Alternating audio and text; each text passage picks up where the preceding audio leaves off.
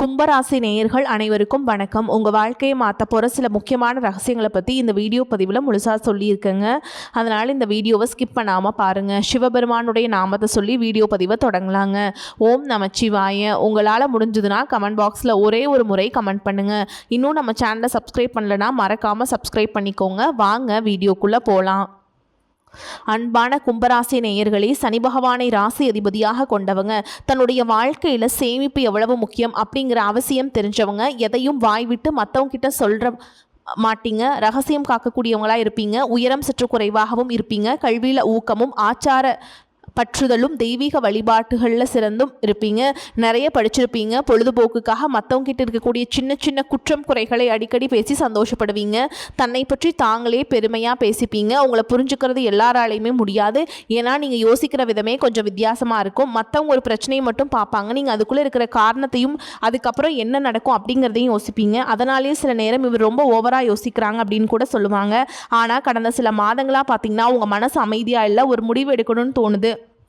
அதே நேரம் ஏதோ ஒரு தயக்கம் பின்னாடி இழுக்குது. இந்த முறை இவங்களெல்லாம் நம்பலாமா, மறுபடியும் எல்லா விஷயத்தையும் புதுசாக தொடங்கலாமா, நான் நினைக்கிற பாதை சரிதானா அப்படின்னு மனசு ஒரு கேள்வி கேட்டுக்கிட்டே இருக்கும்.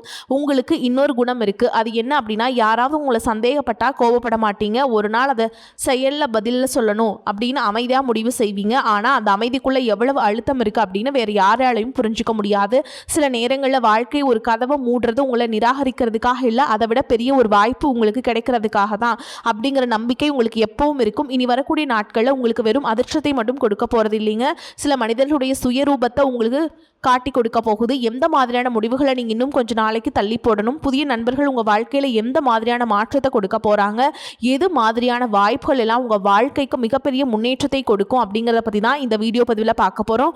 கும்பராசி அவிட்ட நட்சத்திரம் 3ஆம் பாதம் 4ஆம் பாதம், சதய நட்சத்திரம், பூரட்டாதி நட்சத்திரம் 1ஆம் பாதம் 2ஆம் பாதம் 3ஆம் பாதங்கள் இருக்கவங்களுக்கு கிரக நிலைகள் எப்படி இருக்குது அப்படின்னு பார்த்தீங்கன்னா, ராசி ஸ்தானத்தில் ராகுவும், குடும்பஸ்தானத்தில் சனியும், சுகஸ்தானத்தில் செவ்வாயும், புத்திரஸ்தானத்தில் புதனும், சத்ருஸ்தானத்தில் சூரியனும் குருவும், கலத்திரஸ்தானத்தில் கேதுவும் சுக்கிரனும், லாபஸ்தானத்தில் சந்திரனும் இருக்கிறாங்க. இதன் காரணமாக கல்வி சார்ந்த செயல்களில் உங்களுக்கு ஆர்வம் இருந்தாலும் சின்ன சின்ன சுணக்கம் ஏற்படும். மனசில் புதுவிதமான இலக்குகளை நிர்ணயிப்பீங்க, புதிய திட்டங்களை போடுவீங்க. அதை செயல்படுத்துறதுல தாமதங்கள் உங்களுக்கு வரும். செல்வத்தை நிறைய சேர்க்கணும் அப்படின்னு நீங்கள் எடுக்கக்கூடிய பெரிய பெரிய முயற்சிகளுக்கு சாதமான செயல்கள் நடக்க போகுது.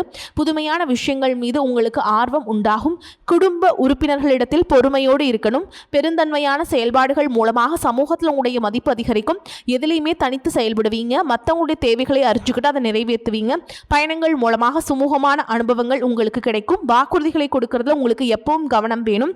பார்வை தொடர்பான பிரச்சனைகள் இருக்குது அப்படின்னா அதற்கான சரியான சிகிச்சைகளை நீங்கள் எடுத்துக்கிறது நல்லது. மேலும் நீங்கள் எந்த இடத்துல கவனமாக இருக்கணும் அப்படின்னு பார்த்தீங்கன்னா, சுக்கிரன் செவ்வாய் புதன் பெயர்ச்சிகள் எல்லாமே நடக்க போகுது. அதிலும் குறிப்பாக பார்த்தீங்கன்னா கன்னிராசிக்கு சுக்கிரன் போய் நீச்சம் அடைகிறாருங்க.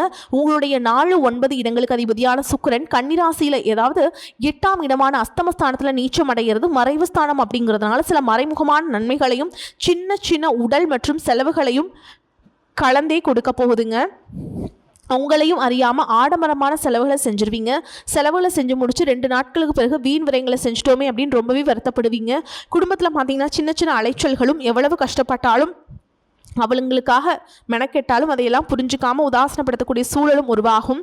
மிதுன ராசிக்கு செவ்வாய் போகிறாங்க. இது உங்களுக்கு பூர்வ புண்ணியஸ்தானமாக இருக்கிறதுனால செவ்வாய் கிரகத்தால் உங்களுக்கு தைரியம் அதிகரிக்கும்.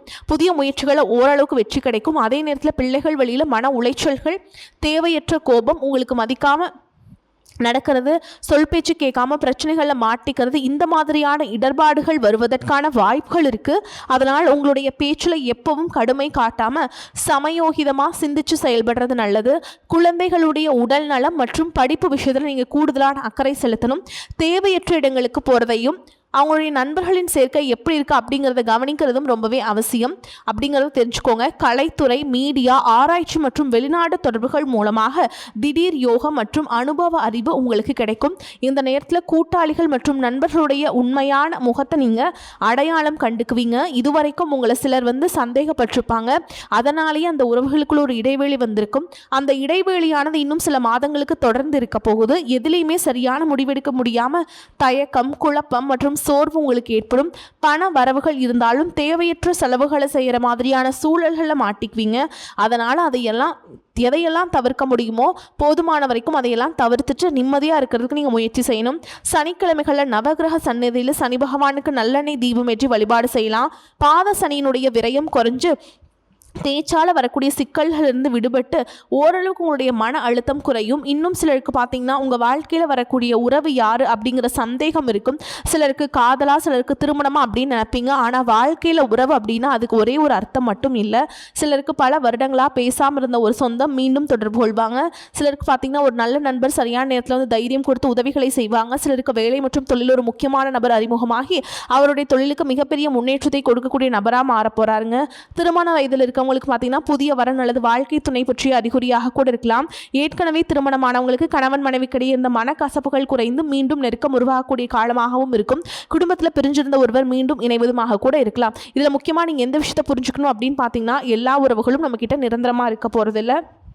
சிலர் நம்ம வாழ்க்கையில் ஒரு பாடத்தை கற்றுக் கொடுக்க வருவாங்க. சிலர் நம்ம கூட பேருந்தில் பயணம் செய்யக்கூடிய ஒரு பயணியை போல வருவாங்க. இன்னும் சிலர் பார்த்திங்கன்னா நமக்குள்ளே இருக்கக்கூடிய திறமைகளை வெளிக்கொண்டு வரக்கூடிய ஆசானாகவும் இருப்பாங்க.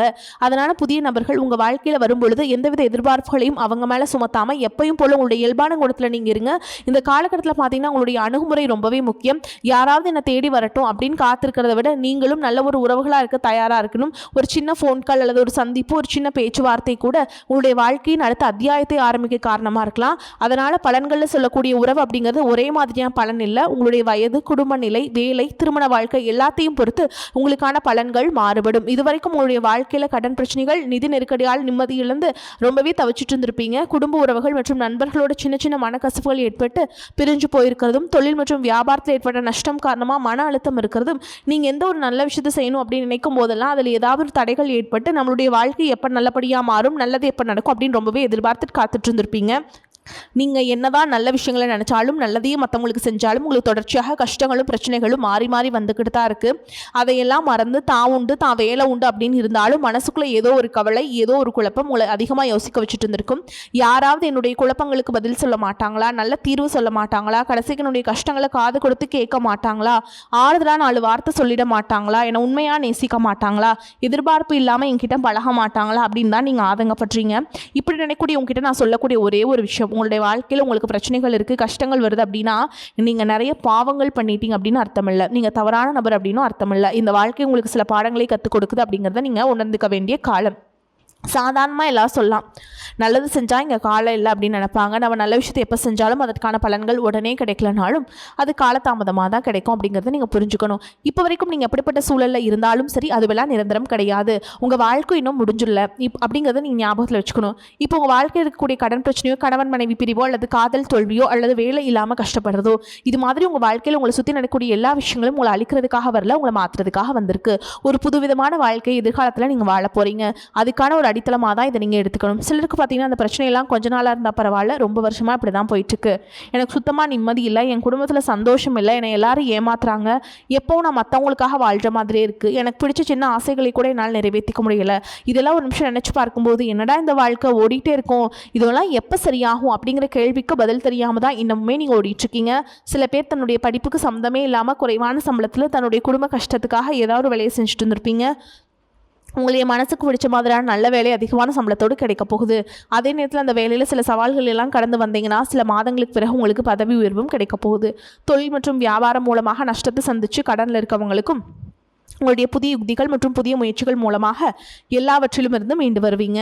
எதிர்பாராத நபர்கள் மூலமாக உங்களுக்கு உதவிகள் கிடைக்கும், நல்ல வேலையாட்கள் கிடைப்பாங்க, உங்களுடைய பொருளாதாரம் உயரப்போகுது. குடும்ப வாழ்க்கை இனிமையாக இருந்தாலும் குழந்தை பாக்கியம் இல்லை அப்படின்னு கோயிலுக்கும் ஹாஸ்பிட்டலுக்கும் மாறி மாறி போயிட்டு வந்திருப்பீங்க. சரியான புரிதலோடு சரியான மருத்துவ சிகிச்சைகள் மற்றும் குலதெய்வத்திற்கு பொங்கல் வச்சு வழிபாடு செய்வது, ஆரோக்கியமான விஷயங்களை செய்கிறதன் மூலமாக இந்த வருடத்தின் இறுதிக்குள்ள நிச்சயமாக உங்களுக்கு குழந்தை பாக்கியம் கிடைப்பதற்கான வாய்ப்புகள் இருக்குது. அப்படி உங்களுக்கு கரு உருவாகக்கூடிய சூழலில் நீண்ட தூர பயணங்களையும் அளவுக்கு அதிகமாக யோசிக்கிறது முற்றிலுமாக நீங்கள் தவிர்க்கணும். இதை மட்டும் நீங்கள் சரியாக செஞ்சுட்டு வந்தீங்கன்னா அழகும் அறிவும் ஒன்றாக இருக்கக்கூடிய குழந்தை பிறக்கும்.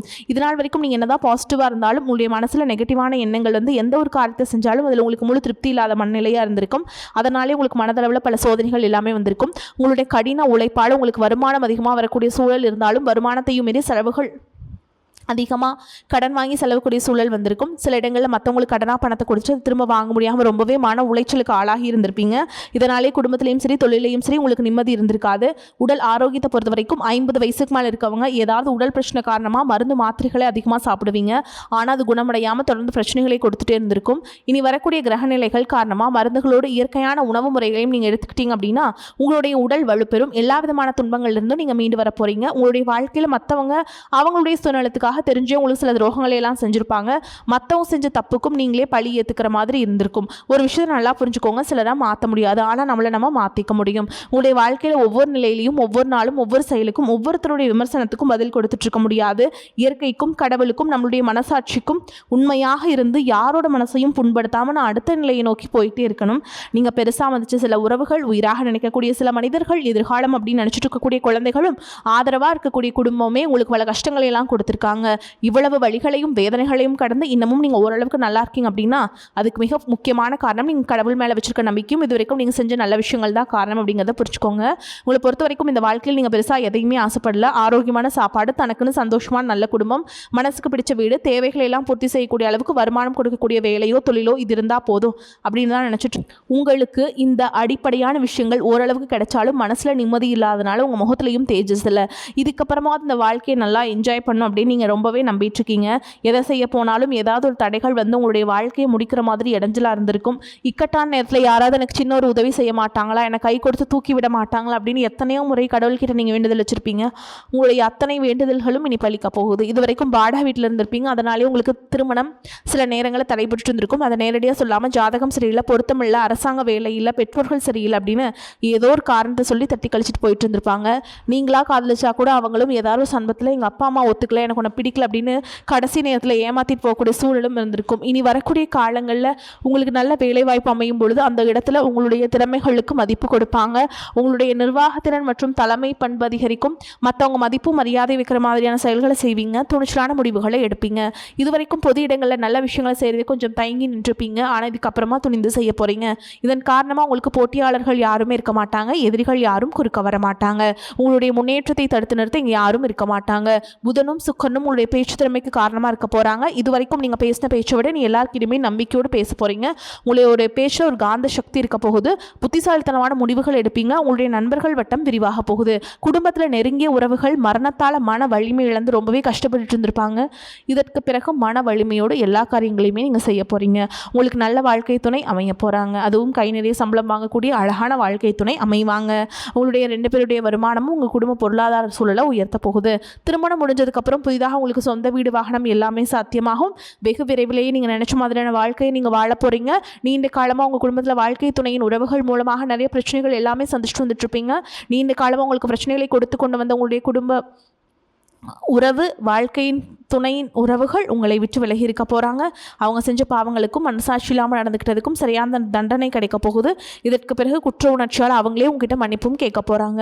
இந்த மாதிரி உங்கள் வாழ்க்கையில் நல்ல விஷயங்கள் நடக்கும் பொழுது உங்களுடைய நல்ல பேரை கெடுக்கிறதுக்கும் உங்களுக்கு அவமானத்தை ஏற்படுத்தணும் அப்படிங்கிறதுக்காகவும் சில மனிதர்கள் எந்த எல்லைக்கும் போய் தவறான விஷயங்களை செய்வாங்க. அதனால் உங்களுக்கு அறிமுகம் இல்லாத ஆண்கள் மற்றும் பெண்கள் கிட்ட பேசும் பொழுதும் பழகும் பொழுதும் அவங்களுடைய வார்த்தைகளை நீங்கள் கவனமாக இருக்கணும். உங்களை பொறுத்த வரைக்கும் பரிகாரம்னு பார்த்தோம்னா சனிக்கிழமைகளை சனி வழிபாடு செய்கிறதும் பிரதோஷ நாட்களில் சிவனை வழிபாடு செய்கிறதும் உங்களுக்கு சிறப்பான பலன்களை கொடுக்கும். இதுவரைக்கும் நீங்கள் எதையாவது வேண்டுதல் விஷயம் நிறைவேற்றாமல் இருந்தீங்க அப்படின்னா அந்த வேண்டுதல்களை நிறைவேற்றுங்க. உங்கள் வாழ்க்கையில் எந்த விஷயத்துக்கும் தடைகள் அப்படிங்கிறது இருக்காது. எல்லாமே நல்லபடியாக அமையும். தன்னம்பிக்கையோடும் தைரியத்தோடும் ஒவ்வொரு அடியும் எடுத்து வைங்க. ஜெயிக்க போகிறீங்க. அது யாராலும் தடுத்து நிறுத்த முடியாது. உங்களுக்கு நல்லதே நடக்கும். நல்லது மட்டுமே நடக்கும். வாழ்த்துக்கள். வாழ்க வளமோடு நலமோடு. நன்றி. வணக்கம்.